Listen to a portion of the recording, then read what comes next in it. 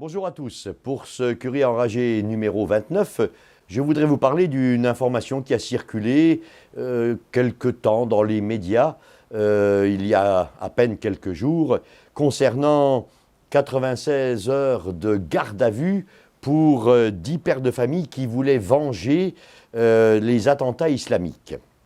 Donc, la police a mis en garde à vue un certain nombre de personnes, un peu partout en France, la région parisienne, la ville de Vienne, les Charentes, la Gironde et la Corse.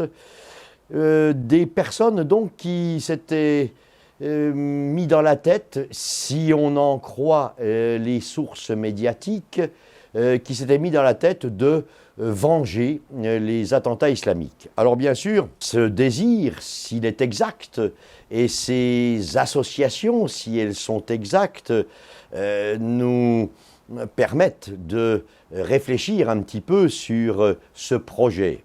Bien sûr, ce projet, c'est finalement une vengeance, et tout le monde sait que la violence engendre la violence, et que ça n'est pas ainsi que l'on résout les problèmes. En plus, s'il fallait venger les attentats islamiques, comment pourrait-on faire exactement? Quel serait le choix des cibles?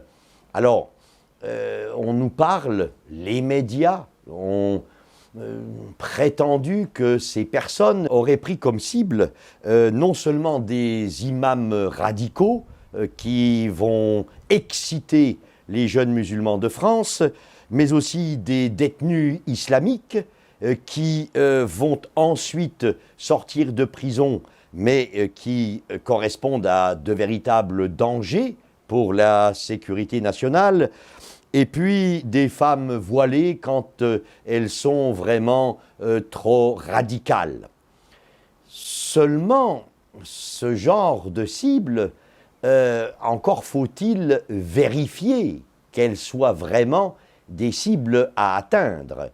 Et comment va-t-on faire? On va peut-être retourner finalement à ce qu'on a connu dans la fin de la guerre, de la Seconde Guerre mondiale, à savoir des milices qui vont sans aucun discernement, sans aucune preuve, sans aucune étude préalable, mettre à mort et exécuter des dizaines, pour ne pas dire des centaines d'innocents. C'est ce qu'on a vu dans les purges à la fin de la Seconde Guerre mondiale. C'est donc extrêmement difficile pour ces groupes de dire, voilà, nous aurons telle et telle et telle cible. Quelles preuves vont-ils avoir? Il n'y aurait qu'un discernement judiciaire, avec toute la technique judiciaire qui protège les personnes, qui en même temps découvrent la vérité et dénoncent ceux qui sont coupables, qui pourraient indiquer précisément les cibles qu'il faudrait atteindre. Et puis parce que, je le répète encore, la vengeance et la violence ne sont jamais de véritables solutions à long terme. Il y a aussi le danger de se faire justice soi-même. Et Dieu sait combien se faire justice soi-même est très souvent injuste et mal calculé, en quelque sorte mal ciblé. Alors, il y a donc une désapprobation, si tant est que les médias nous disent la vérité, une désapprobation concernant ces 10 personnes qui auraient été arrêtées parce qu'elles fomentaient des attentats vengeurs, des attentats pour supprimer un certain nombre de gens en France. C'est vrai que ça n'est pas du tout comme cela qu'il faut procéder. Mais seulement, ce genre d'initiative, je le répète encore, si c'est vrai, si les médias ont fait correctement leur travail, ce qui est loin, loin, loin d'être sûr. Mais dans le cas où ça serait vrai, ça nous pose question malgré tout. Parce que cela dénote d'abord une exaspération légitime du peuple français. Le peuple français qui petit à petit se rend compte qu'il n'est plus chez lui et qu'il est, il faut le dire, envahi. Deuxièmement, un peuple français exaspéré parce qu'on assiste à un laxisme judiciaire, mais qui n'a jamais eu cours dans l'histoire de France à ce point-là, avec une double justice, la justice qui va être implacable pour l'honnête Français qui roule à 31 à l'heure au lieu de 30 à l'heure dans un village qui est endormi à 3 heures du matin, mais le flash va arriver et la personne sera sanctionnée sans aucune tolérance. Tolérance zéro, on dit. Ça, c'est une marche de la justice. Et puis l'autre marche de la justice, où les fichiers S se promènent en France en toute quiétude, on les arrête mais on les relâche immédiatement, on les prévient par des lettres que ça serait bien qu'ils viennent être entendus par tel ou tel commissaire de police, etc., etc. Oui, mais finalement, un grand laxisme sur ce qui est fondamental. Comment se fait-il, par exemple, qu'un vol de scooter dans un quartier dit chaud, un vol de scooter, finalement, n'aboutisse à rien? Comment se fait-il que quand on abîme une voiture sous une caméra payée par nos impôts, voulu par un maire qui veut copier les États-Unis, on a le film, on sait quelle est la voiture qui a abîmé l'autre voiture, on porte plainte et la plainte n'a jamais aucune conséquence, aucun résultat. Parce qu'on s'est aperçu que la plaque d'immatriculation du fautif faisait référence à une famille qui est dans un quartier sensible.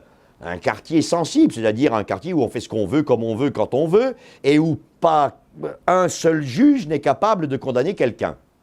Parce que ça aussi, ça existe. Pas toujours, mais ça existe. Et puis aussi, le peuple français est exaspéré parce qu'on lui fait croire que l'exercice de la charité, à savoir d'accueillir son prochain, d'accueillir l'étranger, d'accueillir le pauvre, d'accueillir l'exilé, d'accueillir le réfugié politique, que tous ces principes éminemment chrétiens et excellents, que cette charité-là, on doit l'exercer sans discernement, sans intelligence. Alors on va dire, voilà, la loi en France, c'est d'ouvrir les frontières et de laisser tout le monde venir. Un peu à la Merkel, on importe 1 million de musulmans et après on s'étonne que la nuit de Noël, des femmes allemandes se fassent violer. C'est sûr, parce que on a un exercice de la charité qui est pervers, totalement pervers, parce que la charité, ça n'a jamais consisté à être ni des imbéciles, ni des inconscients, ni des irénistes, ni des gens qui n'ont aucun discernement sur la manière de véritablement aimer son prochain.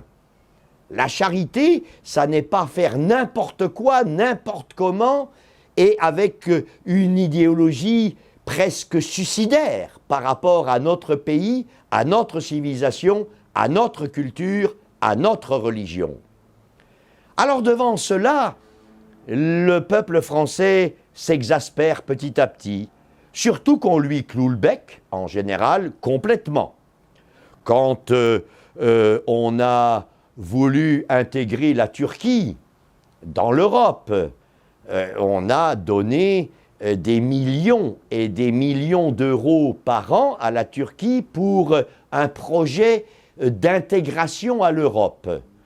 À l'heure actuelle, nos gouvernants n'osent plus trop dire que vraiment la Turquie fait partie de l'Europe et qu'il faudrait absolument l'intégrer.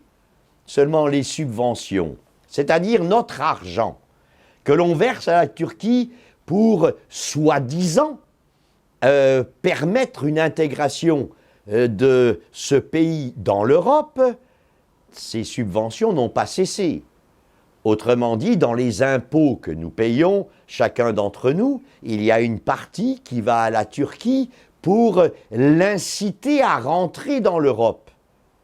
Est-ce que ce projet est prudent? Est-ce qu'on a vraiment demandé aux Français et aux autres pays d'Europe s'ils voulaient que la Turquie devienne européenne et fasse partie de l'Europe? Et est-ce qu'on leur a demandé la permission de dépenser des millions d'euros pour cela, pour une propagande européenne en Turquie? Est-ce que les gens sont d'accord? Je prends un autre exemple. Quand on voit 1 million de musulmans pénétrer avec la bénédiction de Madame Merkel en Allemagne, est-ce qu'on avait demandé le consentement des Allemands? Et quand on voit que la pauvre Italie est obligée d'accueillir entre 200 et 300 000 immigrés par an sur son sol, est-ce qu'on a demandé, et aux Italiens, et à l'Europe, et à chacun d'entre nous, ce que nous pensions de cela? On gouverne, mais sans demander leur avis aux gens, aux concernés, dans le concret de leur existence, dans leur difficulté le matin de prendre leur voiture pour aller travailler, dans ce concret-là de l'existence. Est-ce qu'on a consulté les Français dans les banlieues? Est-ce qu'on a consulté les Allemands dans les grandes villes? Est-ce qu'on a consulté les Italiens qui ne peuvent pas, c'est sûr, accueillir décemment, correctement, humainement, dignement 300 000 personnes qui arrivent sur leur côte? Alors, devant cela, qu'il y ait maintenant, petit à petit, la constitution de milices dangereuses, qui ne sont pas chrétiennes non plus, qui n'ont aucune valeur par rapport à l'étranger, par rapport à l'autre, par rapport à l'accueil, mais qui vont finalement répondre à la violence par la violence. Et ces milices qui se constituent petit à petit, est-ce qu'elles se constituent comme ça, pour le plaisir de commettre le mal, de faire des erreurs, ou bien elles se constituent parce que les gens n'en peuvent plus d'une politique complètement illusoire, complètement tyrannique, complètement utopique par rapport à ce problème fondamental: comment va-t-on dorénavant accueillir l'étranger, avec quelles règles, avec quels projets, avec quels moyens, pour que vraiment puisse s'exercer une véritable charité, mais une charité intelligente, une charité qui est programmée, qui est pensée, qui est réfléchie. Il y a bien sûr, et je termine par là, le danger également. Alors certains alarmistes en parlent énormément. Est-ce vrai? J'espère que non, mais il y a aussi finalement un danger de guerre civile, parce qu'au bout d'un moment, à force d'être injuste, à force de ne pas entendre le problème des gens qui sont dans un pays submergé, à force de plaquer une idéologie et de ne pas voir la réalité, de ne pas réfléchir à ce que l'on peut faire et à ce que l'on ne peut plus faire, à ce que l'on ne peut plus assurer.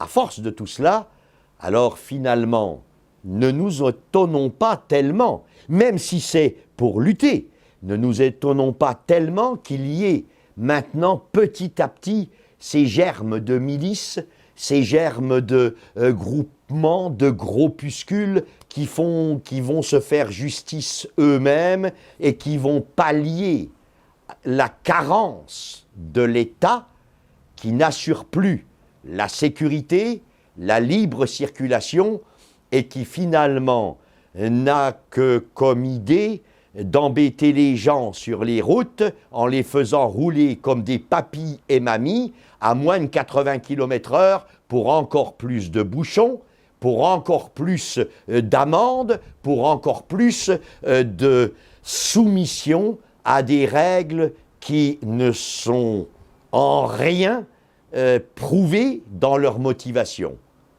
À nous de réfléchir à tout cela, ou non pas pour bénir d'éventuelles milices qui vengeraient les Français des attentats qu'ils ont connus, mais pour réfléchir aux vrais problèmes. Et tant qu'on vivra dans le mensonge, rien ne changera.